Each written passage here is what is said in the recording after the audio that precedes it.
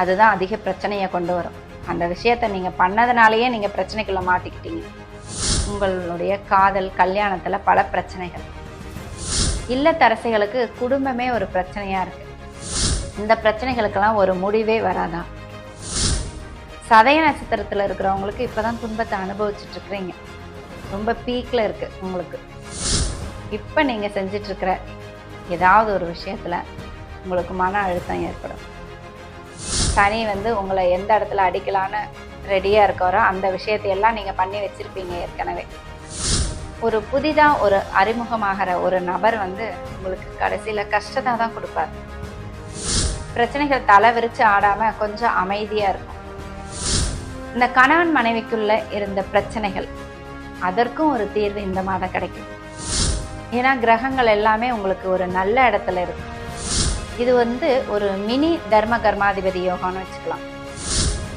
எந்த யோகமாக இருந்தாலும் இப்போ உங்களுக்கு செயல்படாத நிலைமையில இருந்தால் கூட சின்ன ஒரு ஆறுதலை கொடுக்கும்.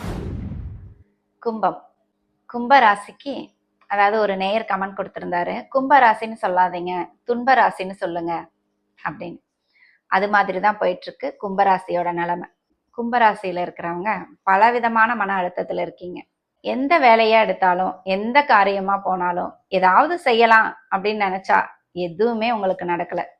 எல்லாத்துலேயும் ஒரு தடை. இந்த விஷயத்த நாம செஞ்சுட்டோம், இனிமே ஃப்ரீயா இருக்கலாம் அப்படின்னு போனா அதுதான் அதிக பிரச்சனையை கொண்டு வரும். அந்த விஷயத்த நீங்க பண்ணதுனாலேயே நீங்க பிரச்சனைக்குள்ள மாட்டிக்கிட்டீங்க. அதாவது நீங்க என்னென்ன காரியங்களை இந்த கடந்த 1 வருடம் 2 வருடமா ஆரம்பிச்சீங்களோ அந்த காரியங்கள் எல்லாத்துலேயும் எல்லாமே உங்களுக்கு பிரச்சனையாவே முடிஞ்சது. சின்ன வயசுல இருந்து பெரியவங்க வரைக்கும்.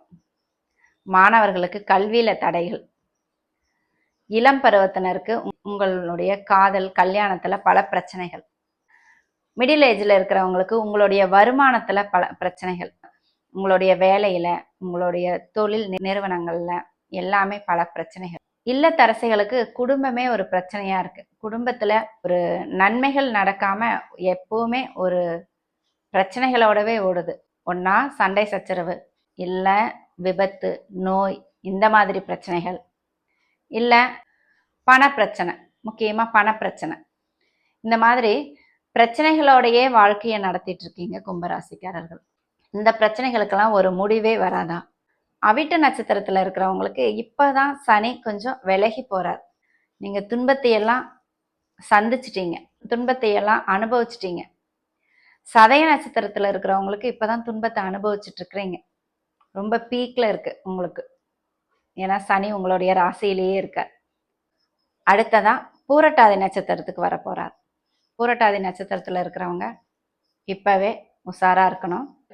இப்ப நீங்க செஞ்சிட்டு இருக்கிற ஏதாவது ஒரு விஷயத்துல உங்களுக்கு மன அழுத்தம் ஏற்படும்.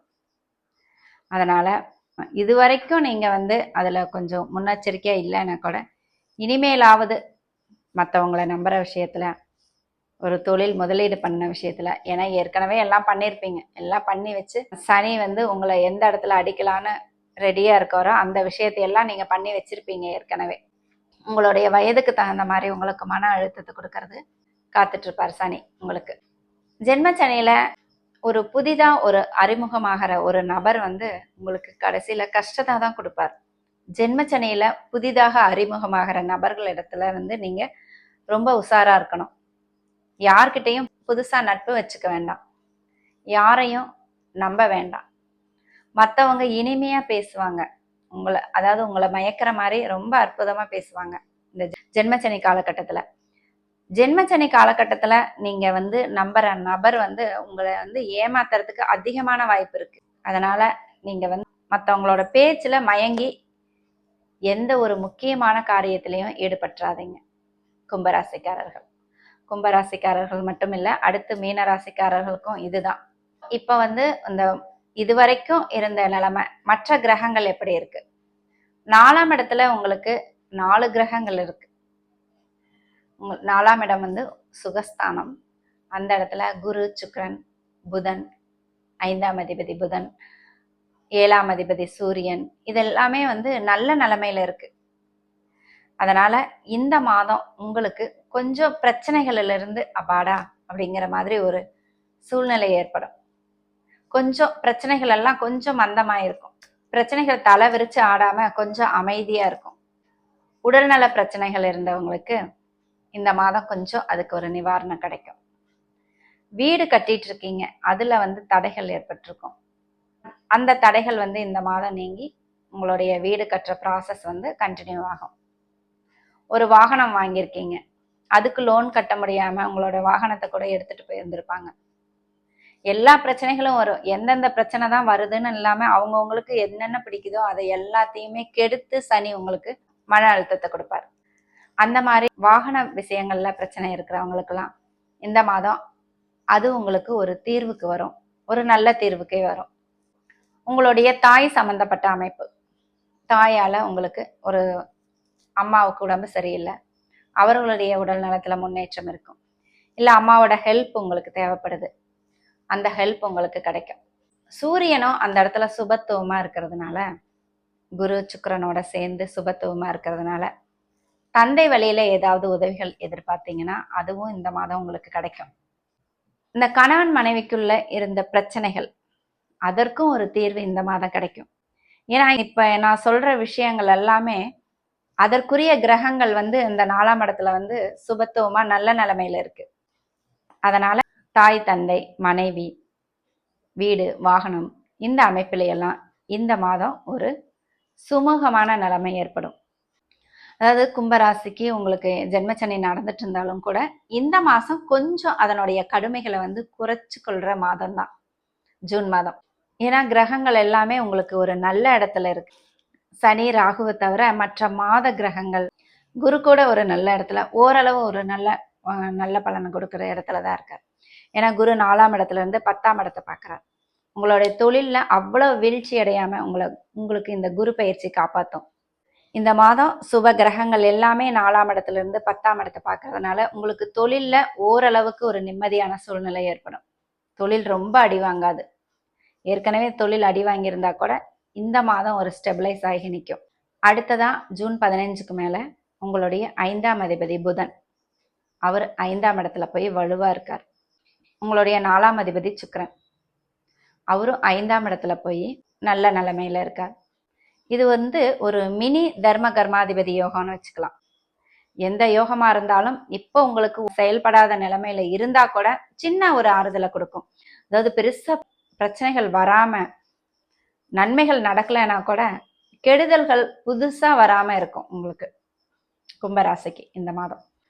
5ஆம் இடத்துல உங்களுடைய 5ஆம் அதிபதியே ஆட்சி பலத்தோட நல்ல நிலைமையில இருக்கிறதுனால பிரச்சனைகள் எல்லாமே உங்களுக்கு ஒரு கட்டுக்குள்ள இருக்கும் இந்த மாதம்.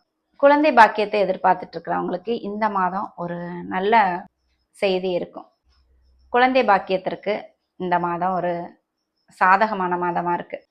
கும்பராசிக்காரர்களுக்கு இந்த மாதம் ஒரு நல்ல அமைப்பு தான்.